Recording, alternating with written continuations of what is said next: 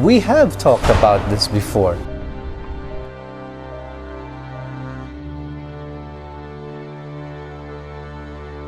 Now, if you want the dictionary way of looking at it, and then we're going beyond Webster, then architecture would be way back down into the root words, archi, tecton, and therefore my definition based on that line of thinking would be architecture is...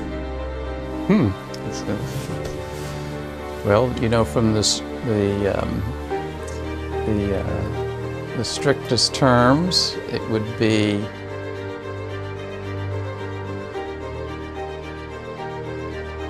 so making architecture was not a big deal for me, but looking at master architect's work, that's what I wanted to do.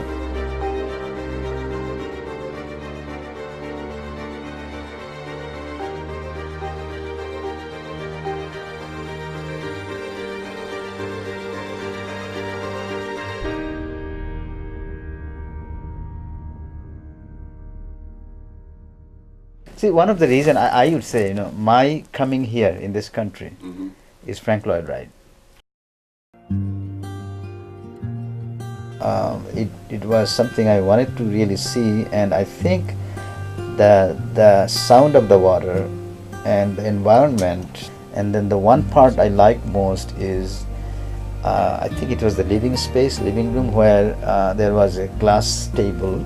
You could see the water underneath. So you are sitting in the center of the house and you're actually seeing the water below, so you're connecting yourself with the landscaping. I never thought that you are inside the house, but you know, constantly you are reminded that the water is running under you. That project, for that time, you know, it did change the way engineers should think of. You phrase it, engineering and architecture, as if there might have been an implication in that phrase that they are apart. I can probably recognize how everybody sees the truth about them having a pedagogical drift, and therefore they end up through training enforcing that gap. You will find that in fact the engineering and the architecture are far more interwoven into each other. So we'll go straight to Calatrava. At the same time, he also is trained from the Swiss Federal Institute of Technology as an engineer. So he is in fact qualified as both, and it shows. So he's not just out making passionate forms, he knows how to make it real. Now, these bridges, you'd always think like, are they just a form of utility to pass through and then that's it? But they also become much more.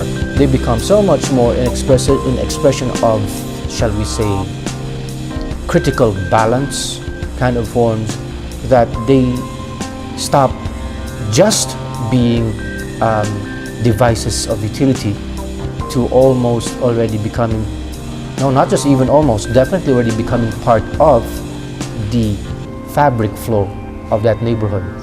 Philip Johnson. Philip Johnson really liked Houston. He always pushed the limit.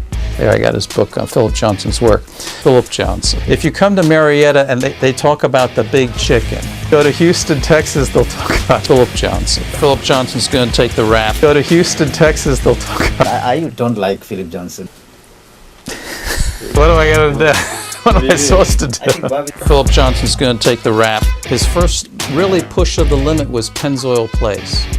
And the Pennzoil Place was, he had two buildings that were 4 feet apart, and that would never meet any code. But he made them have triangular edges to them, so the point of the two buildings was 4 feet apart. And the code said you measure perpendicular to the surface. That's how he beat the code. It became a tourist attraction, and people go inside and you just see people in there all the time just looking at this thing. They would draw to it.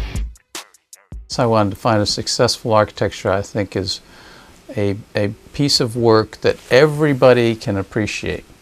Architects as well as someone that knows absolutely nothing about architecture. You know, it's going to vary from person to person.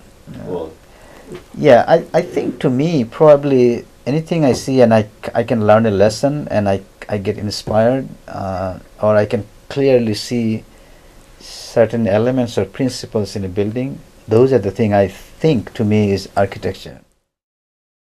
If you were to have a project as small as, let's say, a gate, a door, a way to make a partition, the act of thinking about the nature of what it's for, how it can be expressed, how it can connect, I think you are very much getting into what being a designer is.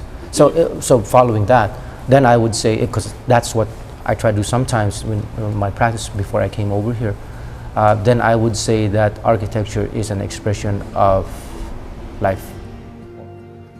Backbeat to what is on the street, that the fire in your heart is out. And I'm sure you've heard it all before, you've never really had a doubt. I don't believe that anybody feels the way I do about you now.